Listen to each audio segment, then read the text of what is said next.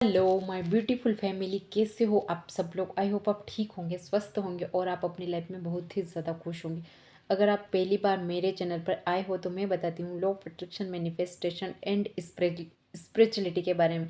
अगर आप लोग इन टॉपिक में इंटरेस्टेड हो तो आप मुझे फॉलो या सब्सक्राइब कर सकते हो।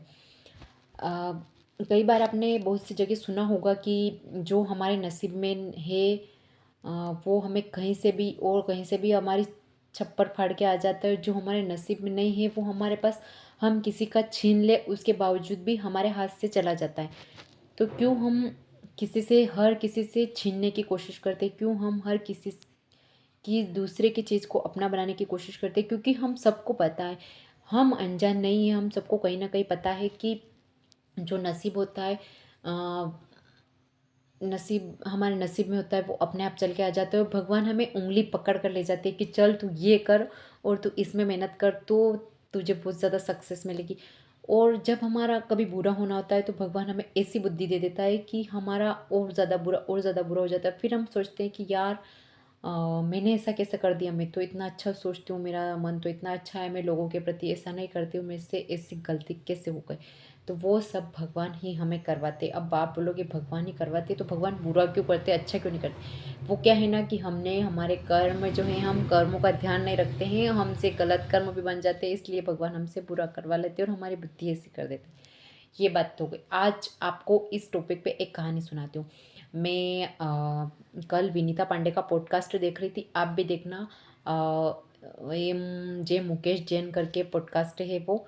और विनीता पांडे का पॉडकास्ट मेरे जो श्याम सर हैं जिनका मोटिवेशनल वीडियो है, उनका जो लॉ ऑफ अट्रैक्शन के वीडियो बनाते हैं, मैं उनकी स्टूडेंट हूँ। और उन्होंने स्टेटस डाल रखी थी तो मैंने देखा, मुझे उसमें इंटरेस्ट आया कि यार इतने से छोटे वीडियो में इन्होंने इतनी बड़ी बात बोली तो कुछ तो खास होगा इनके पॉडकास्ट में। जब मैं उनका पॉडकास्ट देख रही थी तब उन्होंने एक कहानी सुनाई। क्या हुआ था उस कहानी में कि शिव भगवान और पार्वती माता बैठे थे।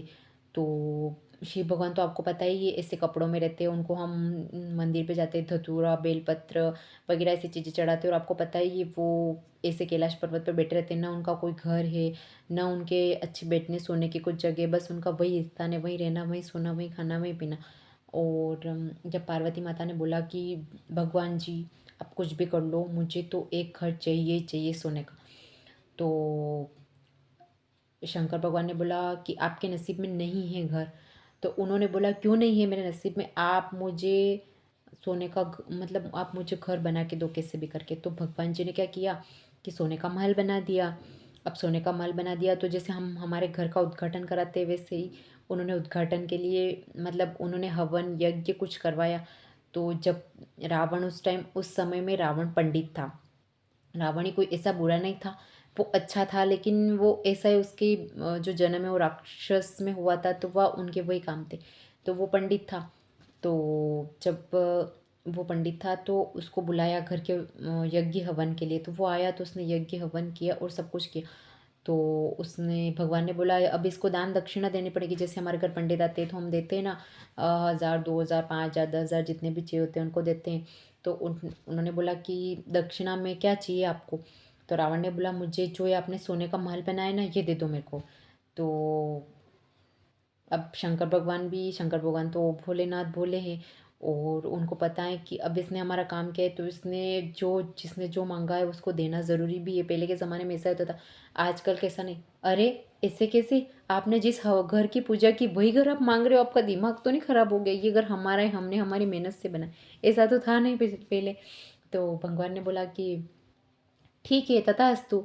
तो उन्होंने बोला पार्वती माता को, पार्वती माता की तरफ देखा और मुस्कुराया और बोला कि देखा पार्वती, मैंने नहीं कहा था आपको कि आपके घर में आपके नसीब में घर है ही नहीं। और आप बेवजह ही मेरे से बहस कर रहे हो और बेवजह आप मेरे को परेशान कर रहे हो कि मुझे तो घर चाहिए चाहिए। तो देखा आपने, मैंने आपके लिए इतना सोने का एक महल बनवाया और वो महल भी इसने ले लिया और मुझे इसको मजबूरन देना पड़ा।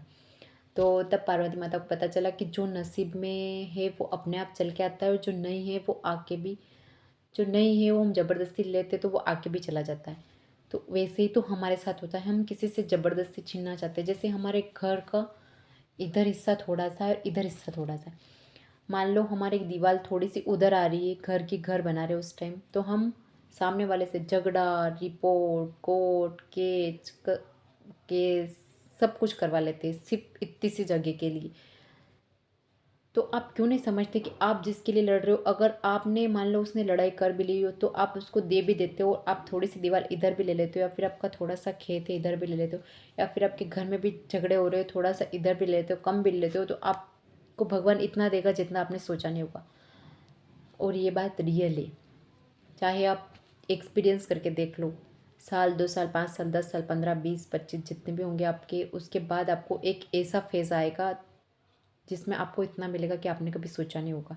अब आप बोलोगे कि हमारी एज तो इतनी निकल जाएगी उसके बाद आएगा तो क्या मतलब, तो आपके नसीब में जब आपका प्रारब्ध बनना होता है, जब आपका भाग्य जागेगा तब ही होगा।